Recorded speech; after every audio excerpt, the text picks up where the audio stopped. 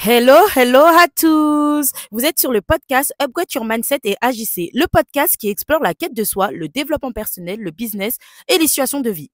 L'objectif ici, vous aider à découvrir qui vous êtes vraiment, à connaître votre potentiel, à incarner pleinement votre être intérieur et à vous lancer dans vos projets avec audace. Rendez-vous chaque lundi à 7 heures pour démarrer la semaine sur une note inspirante. Retrouvez-nous aussi sur Instagram et Facebook, Upgrade Your Mindset et Agissez, un espace d'échange et de discussion.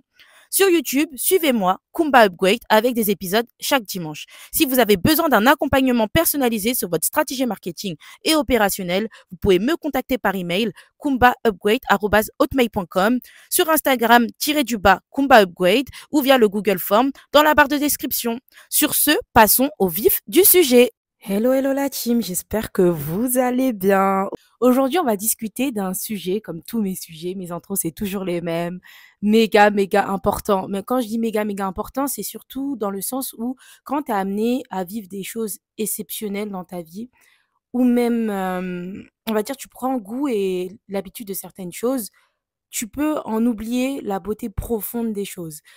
Et moi, je vais pas mentir pour une personne, vu mon âge, vu tout ce que j'ai fait par, la grâce de Dieu, franchement, j'aurais pu rentrer dans ce cercle vicieux, honnêtement, de perdre cette valeur des choses. Et quand je parle de valeur des choses, c'est par exemple, voyager, c'est un luxe, qu'on le veuille ou non. C'est pas donné à tout le monde de voyager, même si aujourd'hui tu peux trouver des billets d'avion pas chers et cetera. Le but n'est pas d'avoir juste l'argent pour payer ton billet d'avion, mais de profiter sur place. C'est ça en fait, en tout cas moi c'est ça, c'est à mon sens, c'est ça.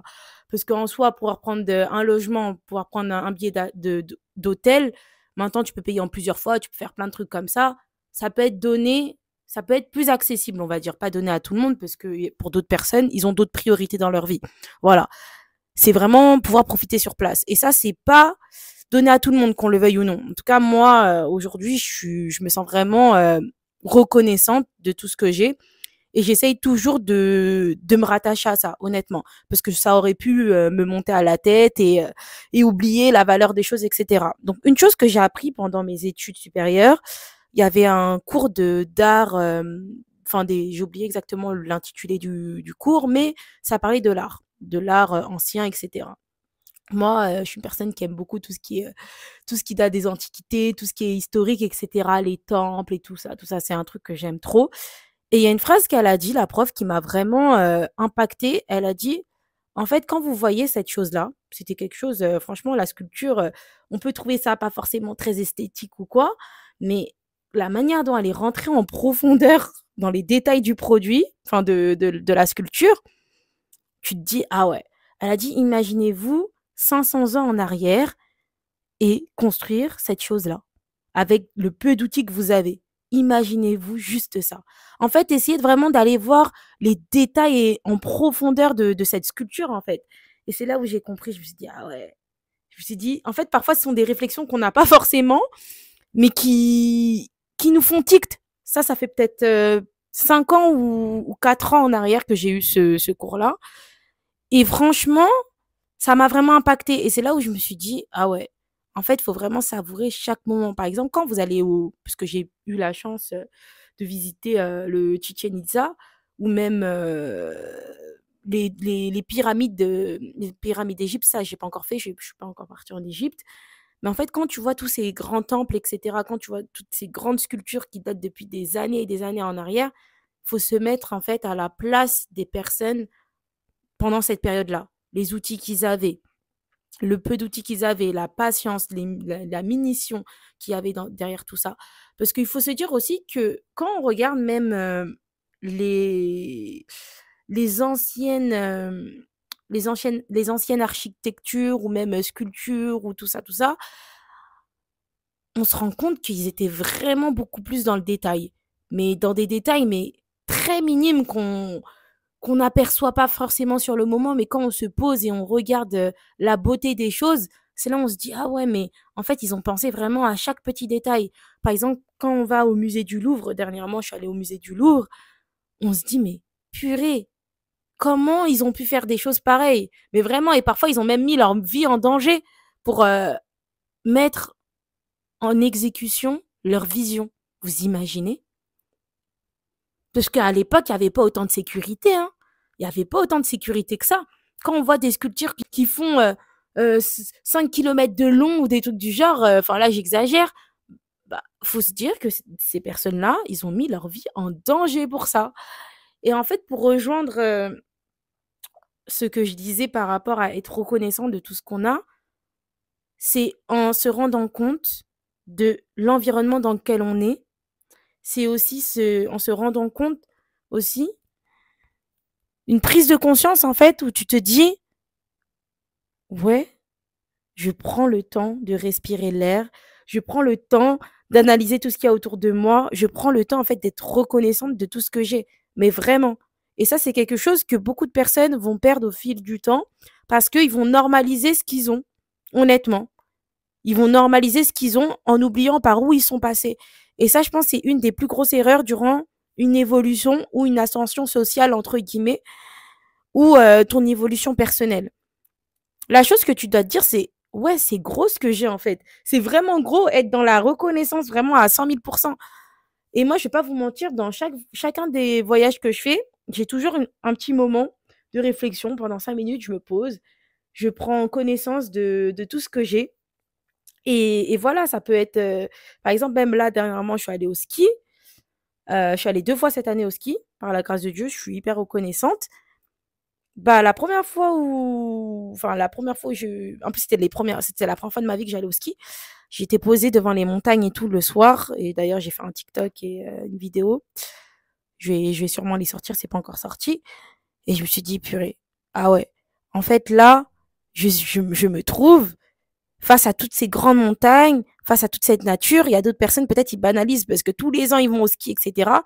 Mais en fait, j'ai vraiment pris le temps de me reconnecter avec moi-même et aussi me dire: «Mais en fait, c'est une chance inouïe que tu as». Et pour moi, c'est pas de la chance parce que je travaille pour. C'est pas des choses que j'ai comme ça. Voilà.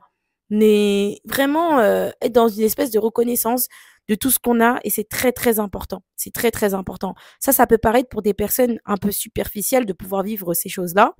Voilà.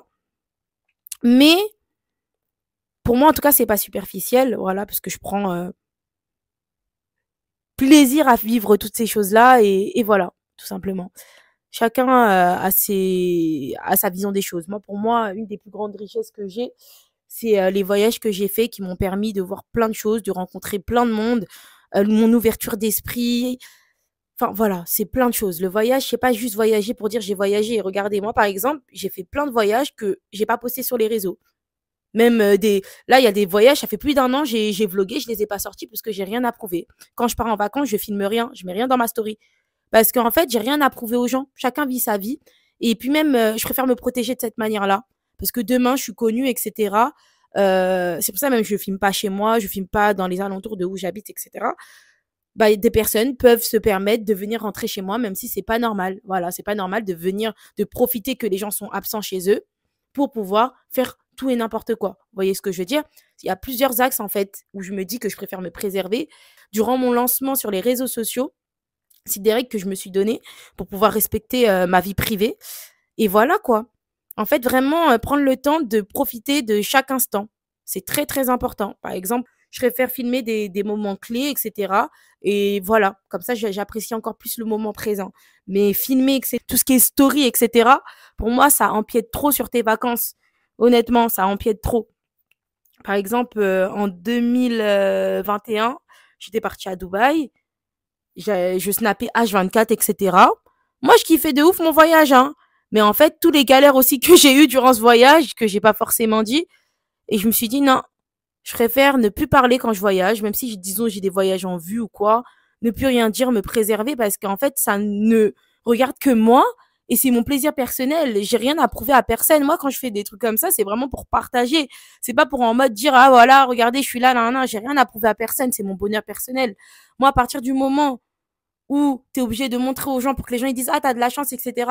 C'est à partir de ça, c'est grâce à ça en gros que tu trouves ta satisfaction personnelle. Pour moi, là il y a aussi un gros souci. Normalement ta satisfaction tu es obligé de l'avoir par toi-même. C'est pas les gens qui sont obligés de te dire ah t'as de la chance de ci nanani nan. Mais non en fait, si toi-même t'arrives pas à avoir cette reconnaissance, ça va rien changer en fait. Ça va même partir sur de l'ego, satisfaire son ego. Ça va plus être en fait un plaisir, ça va être juste pour son ego personnel. Et là, il y a un souci, en fait, à partir de là.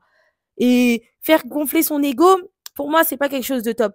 C'est vraiment pas top parce que tu peux rentrer dans un cercle vicieux qui va t'emmener à vouloir toujours faire plus pour impressionner les autres. Et ça, c'est n'importe quoi, honnêtement. Je tiens pas pour juger, hein, mais c'est un jugement, j'avoue. C'est un jugement. Mais pour moi, cet état d'esprit peut être très dangereux. Mais juste pour vous dire que concentrez-vous sur vous, les gars. N'essayez pas d'impressionner les gens. Soyez toujours reconnaissants de tout ce que vous avez. Et voilà, kiffez votre vie. Essayez de faire le test aussi de ne pas snapper durant vos voyages. Vous allez voir aussi, votre manière de faire les choses, elle va être totalement différente. Totalement différente, vraiment. En fait, vous allez vivre vraiment l'instant présent à 1000 à l'heure. Et voilà. Et la personne qui vous parle, j'étais une meuf qui snappait énormément, qui mettait des stories, machin, bidule, etc. Mais depuis maintenant 2 ans, quand je voyage, je filme rien du tout. Je vlog quand même, voilà, pour le plaisir, parce que même moi, quand je snappais, etc., c'était vraiment pour partager. C'était vraiment pour, voilà, donner des tips aussi, expliquer les activités que tu peux faire sur place, etc. Mais voilà, mais juste pour vous dire, les gars, ayez la valeur des choses, c'est très, très important. Et il faut pas que la réussite ou vos fréquentations, l'argent, enfin, toutes ces choses-là vous montent à la tête. Soyez toujours concentrés ou centrés sur vous, sur votre bonheur, votre joie. Et voilà, c'est bien de partager sa joie, etc., son bonheur. Mais sachez le faire avec les bonnes personnes parce que vous ne connaissez pas aussi les intentions de tout le monde. Ça, c'est un autre sujet. Mais voilà, en tout cas, l'épisode de podcast est vraiment allé un peu dans tous les sens. Mais voilà, essayez de voir la beauté de chaque chose, de partout où vous allez aller. Essayez de voir la beauté des choses dans leur profondeur et ne rentrez jamais dans ce cercle de banaliser les choses concrètement. Soyez toujours reconnaissants et pour voir la beauté des choses, il faut vraiment aller dans les détails des choses concrètement. Et voilà, c'est une manière en fait de garder toujours les pieds sur terre et ne pas banaliser les choses que vous vivez. Sur ce, voilà, la team, je vais vous laisser. On se retrouve tous les lundis à 7h. Bisous, bisous, bye.